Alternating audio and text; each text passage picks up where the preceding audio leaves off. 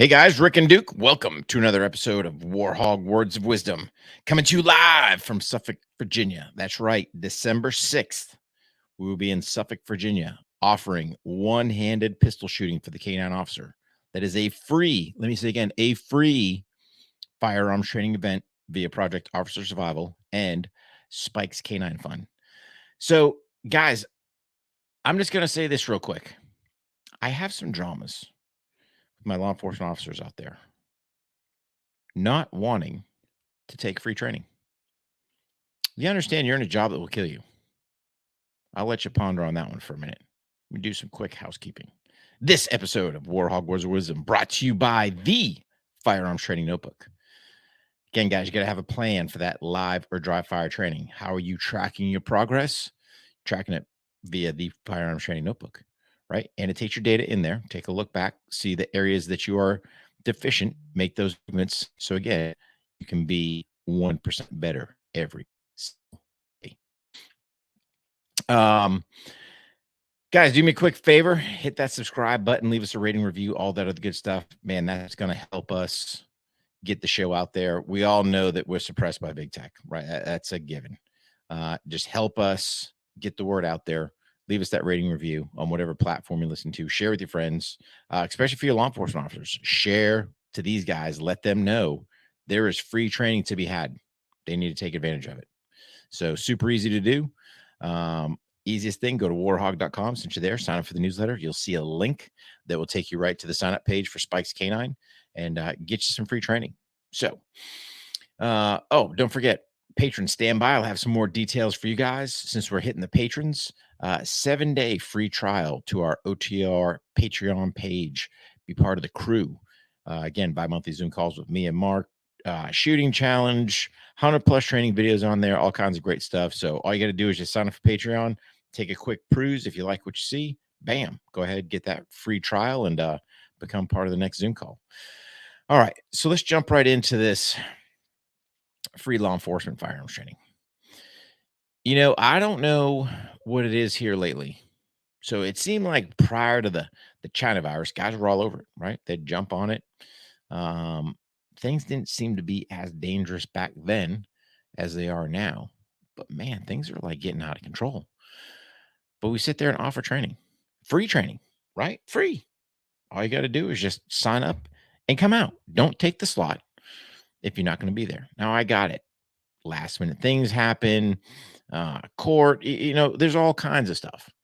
I had one guy, man, hat was off to him, right? My man worked, his department wouldn't give him time off.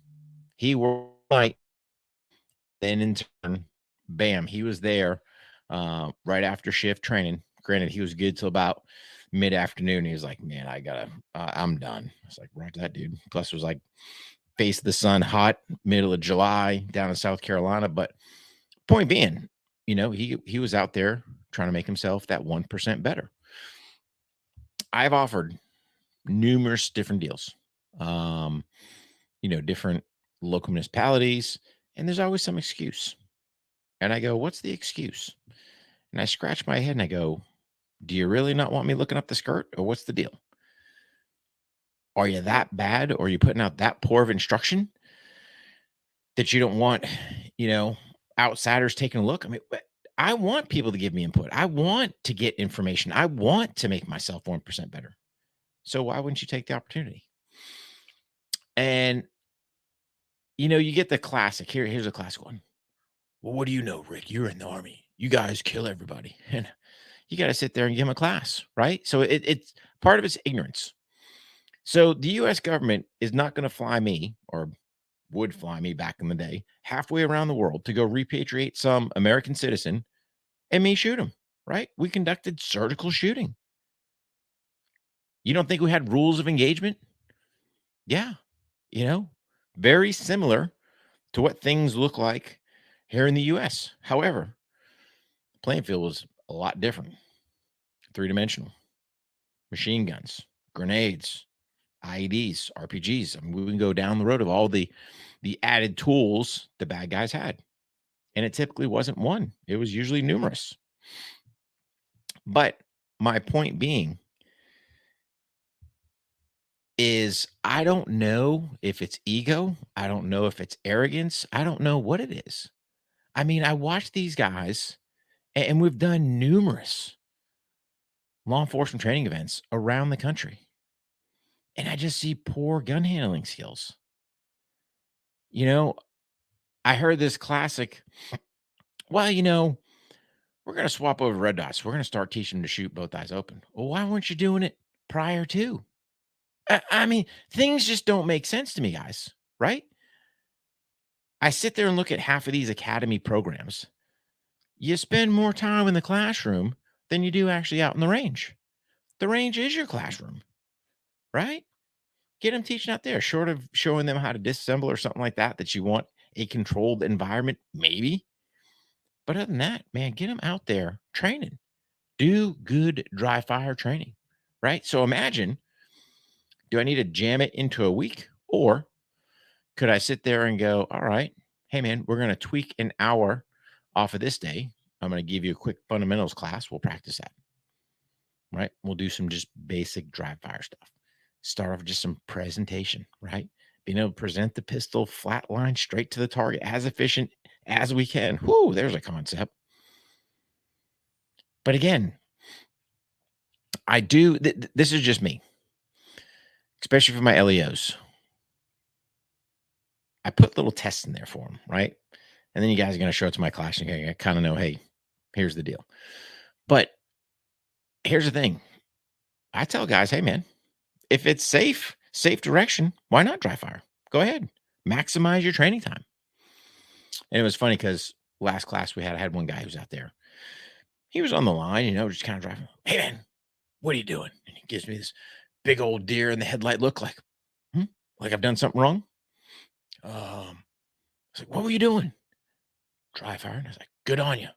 Just make sure you're pressing that trigger, right? Because we want to do the whole complete deal. I just don't want you just presenting the pistol out of drawn pulse or whatever. Dude, get that trigger press in there. Why not?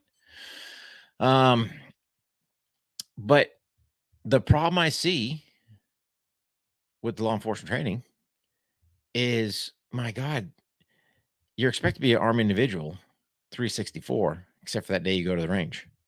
Then you're treated like a child. No loaded firearms in the classroom. Okay, why not? Right? If you're going to do something in the classroom, right? If this is going to be a indoor air conditioned dry fire training event, yeah, cool. I got it. Go ahead, clear stuff out. But you expect these guys to go all around your municipality, your city, your county, your district, whatever they're covering, the state, with a loaded firearm. But man, they come to that range. Whoo! You don't want that liability. Sounds to me like you're not empowering your guys. What do you expect them to do out in the street? Then we sit there and scratch our head and go, why are all these officers getting killed? Because of poor training, in my opinion. That and the old liability umbrella floating over their head. But I got it. I shouldn't have to have officers taking days off to train. Right? That's a classic one. Hey, let me see if I can get a day off. Interesting. How about the department should give you the time off? There's a novel concept, right? Reward guys, put leadership in action. And I've harped this time and time again when it comes to my LEOs, leadership, lack thereof. You get a guy that shows up and says, hey, Sarge, I'd like to go to the training event. Let your supervisor take a look at it, man. If it looks good, bam, go. Right? On the house. Paid day. Go train. But no, there's no incentive. There's no incentive to train. I had one individual, he had to pay the department for his bullets. I had another one, he had to pay half. I'm like, I don't understand, guys. I don't get it. That to me is mind-boggling. A better trained officer will have less mistakes out there in the street, without a doubt. So why not go for training? But I still think it boils down to egos. I think people's egos are too big. Hey, man, I am not beyond learning. I am not beyond getting a new technique. It is as long as that technique makes sense, right? You're not going to show me some fandango put my gun to my head and run around going, yeah, this is the latest and greatest. I'd be like, nope. And 9 times out of 10, if they don't tell you the why, suspect right there. So it's funny because we've had some cats that want to point their guns towards their heads. I'm like, why are you doing that? Well, that's the way so and so taught us. Cool. Why? Mm. What do you mean you don't know? Never told you the why you're doing something, right? Your training, it has to make sense, right? You got to sit there and go, why would I ever have a training scenario where I'm in the middle of a fight and then I'm going to have you arbitrarily swap with somebody else? That's my threat. I'm going to deal with it till he's no longer. Not going to go, hey, man, high five. Oh, let me stick a malfunction. Oh, let me do this. It does not compute, right? You stay at the fight that you're in. You stay in a position that offers you mobility. Now, if you want to set something up where, hey, you force a shot from a certain spot, cool, I got it. Have targets there so they can engage that way. But just don't force things to do things. And then you go, why are we doing this? Mm-hmm. And then don't be shooting underneath the SUV when, oh, you're cruising around in freaking Chargers. Do you mean how much distance do you have? You actually have a shot under one? Make things as realistic as you can, guys. Right? It's really that easy. But I kind of totally went off on a tangent on that one. But it still goes back to free training, right? You sign up for the newsletter because we launched one out that announced that training event for spikes. So we got the one in December 6th, up in Suffolk, Virginia. Again, tailored to the K9 officer, one-handed shooting for the K9 officer.